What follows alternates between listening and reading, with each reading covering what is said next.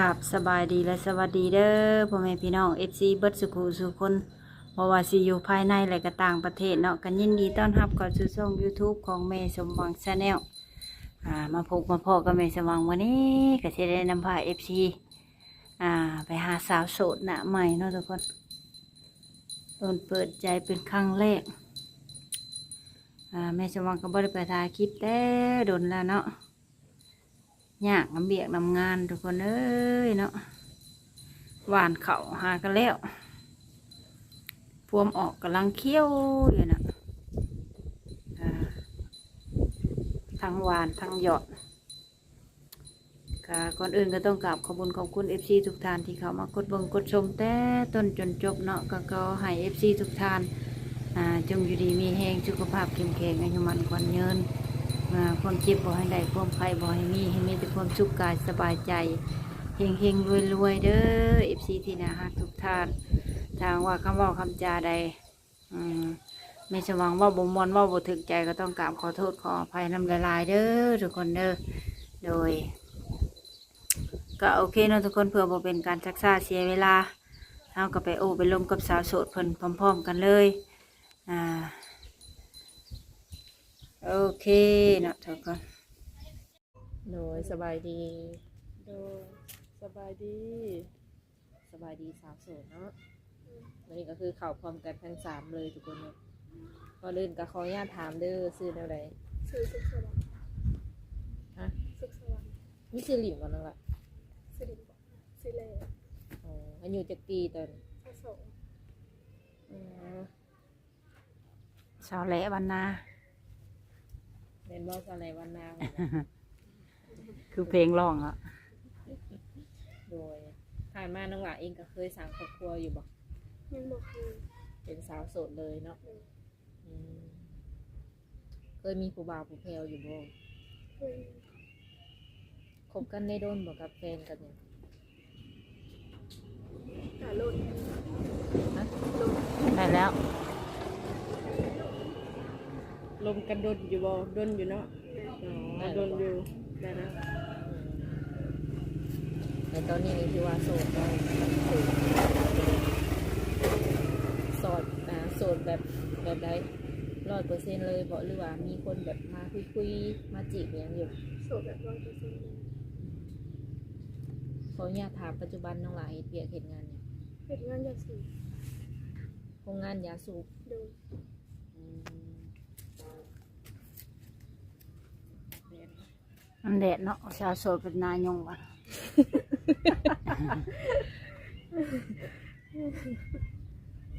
เอาถามต่อ เฮ็ดอันโรงงานยาสูบนี่จะโดนอะไรน้องล่ะปีหนึ่ง โดย เงินเดือนเริ่มต้นเท่าใดก็ 3 ล้าน3 ล้าน กินอยู่น้ำเพิ่นบ่ กินอยู่เอง อืม ใกล้ๆบ้าน อ๋อ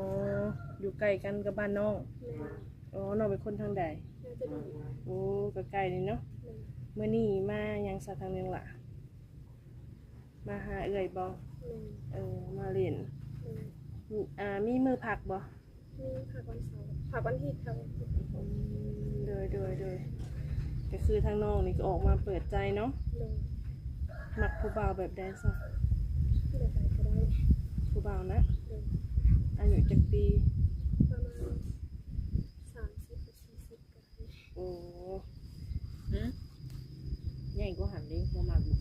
ก็ได้อยู่ เพราะว่า FC เฮาก็มีหลาย ส่วนหลายก็สิเป็น40 50 60ก็มีเนาะ โดย คิดว่าแบบทรงสีหับได้บ่คันว่าฮอด60 ปี ได้ หลักๆนี่อยากได้คนทางใดฝั่งลาวฝั่งไทยบ่หรือว่าอยู่ต่างประเทศ ฟังไหนก็ได้ขอแต่ว่าหากเขาจริงใจเลี้ยงเขาได้ดูแลเขาได้ แสดงว่าคนที่เข้ามานี่ต้องมีเวียกเฮ็ดงานทำบ่ล่ะว่า แม่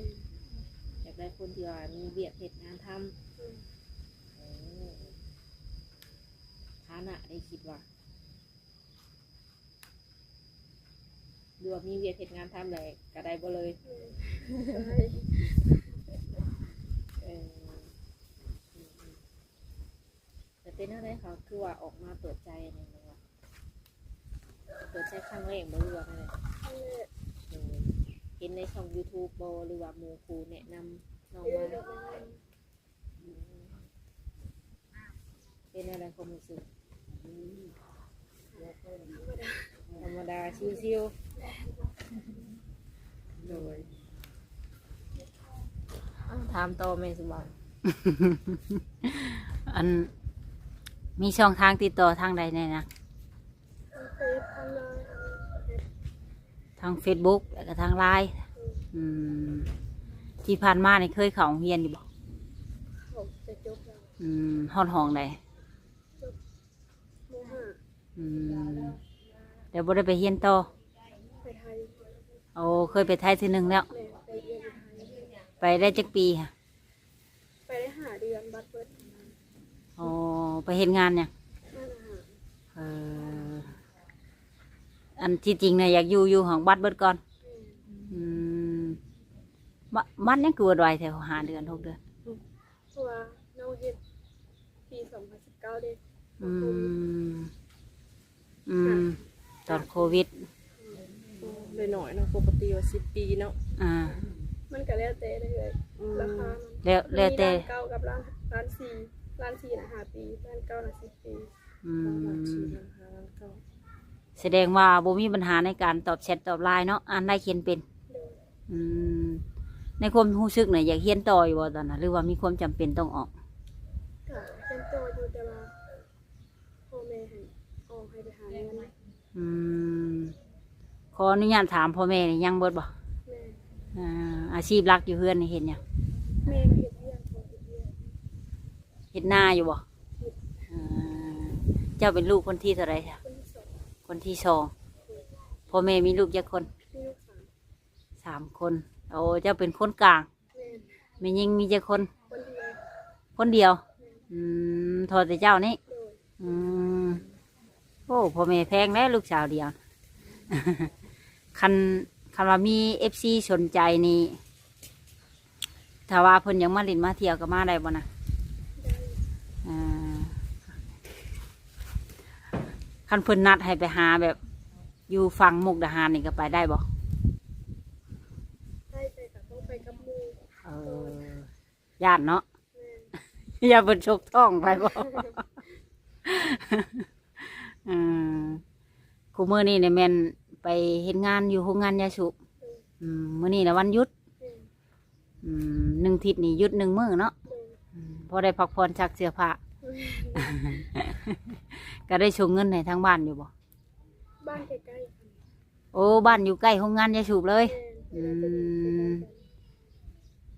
อันเฮาเข้าไปนี่ขิวแห้งบ่ ก็ธรรมดาเคยอยู่ เจ้าก็สูบบ่ บ่ ผู้เห็ดน้ำถูกว่า ยันว่า เฮ็ดเรื่อยเรื่องเลย ถือกินมันเนาะอันมักผู้ชายนี่นิสัยใจคอประมาณใดนะมีสเปคบ่ บ่ตีบ่ขาเดียวอะไร บ่ตีบ่ค่ะมารุ่นนั่นบ่ มักคนแบบนิสัยผู้ใหญ่บ่น่ะคันเพิ่นเป็นพ่อห้างพ่อหมายนี่จะรับได้บ่รับได้พอแท้คันแต่งแล้วนี่เจ้าสิไปอยู่น้ำเพิ่นบ่หรือให้เพิ่นมาอยู่น้ำเจ้า เป็นมาอยู่นะ ให้เพิ่นมาอยู่น้ำ ตัวอยู่เพื่อนกับว่ามีคนเด้ อืม อ้ายกับไปไทยน้องกับไปไทยไม่ได้พอกับแม่อยู่กัน2 คน อ้ายก็ไปไทยพ่อก็ไปไทย อ้ายกับไปไทยมีแต่อ้ายกับน้องไปไทย โอ้ยังแต่เจ้าก็พ่อกับแม่ แม่ อ้ายกับน้องผู้ชายเบิดสองน่ะแม่นไปไทยเบิดเนาะ โดย อ่าไว้ได้บ้าน ชุดบุดเลย ถามต่อเสมอ ถ้าน้องก็เป็นคนมักไปเล่นไปเที่ยวอยู่บ่ กลับไปที่ขณะที่มีงานกลับไปมันโดนไปเดือ โดยเราเบียร์น้องก็กินอยู่บ่ซะ กินอยู่กับกินแบบมีงานจังกินมันโดนเดือกินเดือ โดย แต่ โด ก็ ย ไม่ได้กินตลอด โดย แต่คือทางน้องเขาไปเฮ็ดเวียกอยู่ในโรงงานยาสูบเนาะใส่ทิศหนึ่งเบิดจักแสนเป็นเงินน้องล่ะ บ บ่ได้ใส่ใจหรือบ่ได้ซื้อ โอ้บ่ได้ซื้อ เพราะว่าข้าวเฮาก็ถือไปกินเอง อ๋อก็คือเรื่องการใช้จ่ายนี่บ่ได้เสียเลย แม่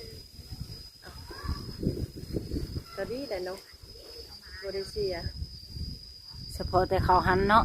บัดมาเฮือนเฮาก็อยากชื่อก็ตั้งห้างแม่นบ่โอ้สรุปคือบอลไปเฮ็ดงานแม่นบ่ได้ซื้อ แม่น กลับมาเฮือนน่ะหิวแล้วก็แล่มจอกมาแต่ไสมาแล้วเด้อได้บัดนั้นแล้ว เออ บ่สมมุติอันเอากันนี่ขะดองแพงบ่นะแถวบ้านเจ้านะเบิ่งคนอื่นบ้านใกล้อันอยู่เพื่อนใกล้กันนะอะไรกับขะดองแพงบ่ ก็แล้วแต่กับบ่ฮู้ซื้อหาร้านชาวร้านเฮ็ดซันนี้ โอ้ ล้านเฮ้ย จักหมื่นเสมอ 15ล้าน ก็ประมาณ20,000กว่าบ่ แม่นประาณ มีคำพร้อมบ่นะจักบาท 2 สลึง 2 สลึงครึ่งบาทครึ่งบาทก็30,000กว่าเนาะมีงัวพร้อม บ่ต้อง อืม โอ้ อืม ก็ถือว่าบ่แพงเนาะ อืม ถ้าสมมุติในกรณีผู้บ่าวฝั่งไทยเพิ่นเห็นเนาะแล้วเพิ่นอยากมาขอแบบนี้เจ้าก็พร้อมสละโสดบ่ เพราะว่าพ่อแม่ก็อยากให้เอาแล้วพ่อแม่ก็ทำ โอ้คือทางพ่อแม่เพิ่นนี่อยากให้เจ้าเอาเลยเนาะ เลย เพราะว่าทางเพิ่นนี่บ่มีคนซอยเฮ็ดเวียก แม่ อ้าวเดี๋ยวได้ลูกเคยแล้วอ่ะ เดี๋ยวนี้ก็ฮอดยามหน้าแล้วเนาะ แม่นผู้ใดอันอยากได้ผู้สาวหรือว่าแม่สีเฮือนกะแม่สีเรือนเนาะก็คือผู้สาวคนนี้เลยแล้วพร้อมสิสละโสดเอาแท้บ่น้องล่ะ ในการในการโอ้ลมกันนี่ใส่เวลาโดนบ่ ประมาณ2-3 เดือน โอ้2-3 เดือนใครบ่คุยถือคอกันนี่เอาเลยเนาะ เลย โอ้ใส่เวลานี่บ่โดนปานใดได้อนี่เนาะคือทางเจ้าอยากเอาอายุเอาผู้บ่าวอายุหลายนี่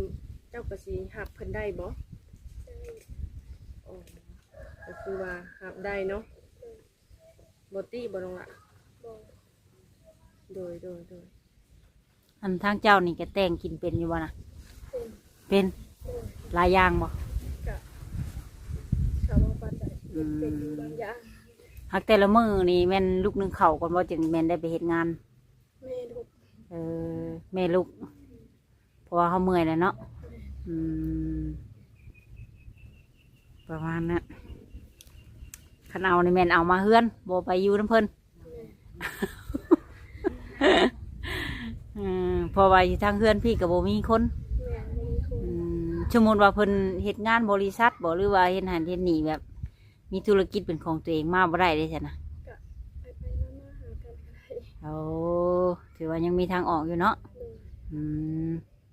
เจ้าอะไรสิเฮ็ดบัตรแล้วก็เที่ยวไปหาเพิ่นแล้วก็มาเนาะประมาณนี้อืมตอนไปเฮ็ดงานอยู่ฝั่งไทยบ่มีหนุ่มๆมาจีบบ่ บอกก็เลยไปใส่ไม่ได้เห็นงานคำมาได้กันนอน อืมเงินเดือนเท่าไหร่ 9,000กินเดือนเขาเจ้า อืมเฮ็ดงานหารอาหาร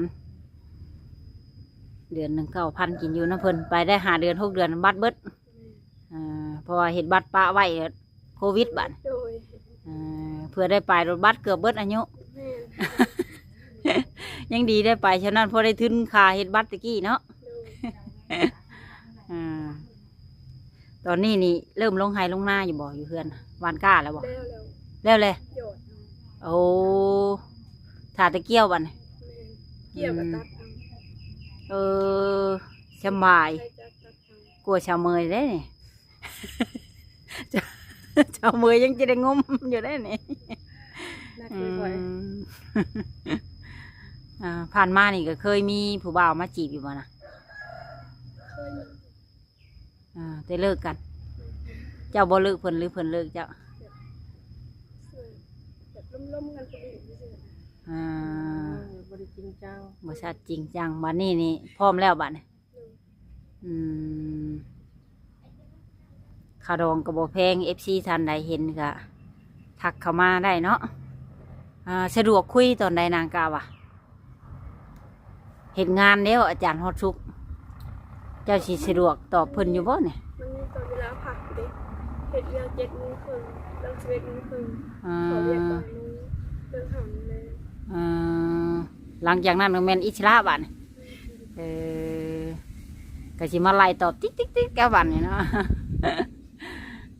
ช่วงเห็นงานนี่เขาบ่ได้ลิ้นได้โทรศัพท์เนาะป้าไว้ ขอเจ้าบ่ให้ดิน ไปเฮ็ดเวียกแต่ละมื้อนี่ถือข้าวไปกินเอง แม่คือเขาไปกินเอง กลับได้จ้ะของกินนะชื่อบ่ เฮ็ดเพื่อนไปกิน โอ้ห่อข้าวตำแจ่วไปเลยบ่ภาษาบ้านเฮา แม่น อืมตอนแรกนี่แม่นกลับบัดเดียว โดย ขี่รถชนตัวไปบ่หรือว่ามีรถโรงงานรับส่ง เที่ยวส่วนตัวไปกับแม่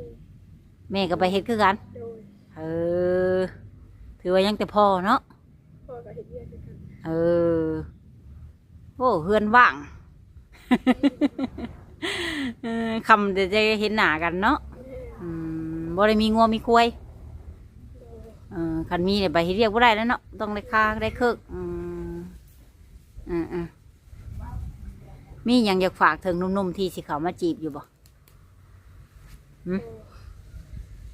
บ่มีเนาะสเปคเจ้านี่มักคนรูปร่างหน้าตาประมาณไหนนะสูงต่ำดำขาวประมาณนี้นะ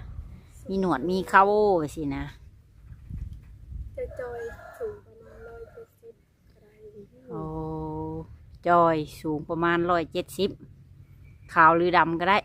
บ่หรือว่าเนี่ยได้คนมีหนวดได้มักอยู่บ่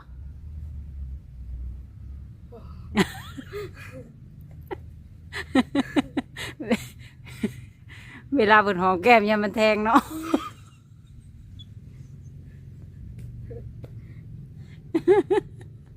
เอ้ยว่าให้น้องคนหัว มาก็มาถึงช่วงน้องเพิ่นอยากนอนทุกคนเอ้ยเพิ่นอยากพักผ่อน เนาะ กินข้าวเที่ยงกับหยังนางมาดิ ที่เขาเก่ง แกงหน่อไม้เสื้อผ้าที่ว่าซักแล้วเรียบร้อยเนาะยังก็เตรียมตัวพักผ่อนบาดนี้มีหยังถามต่อชาเมยจ้ะ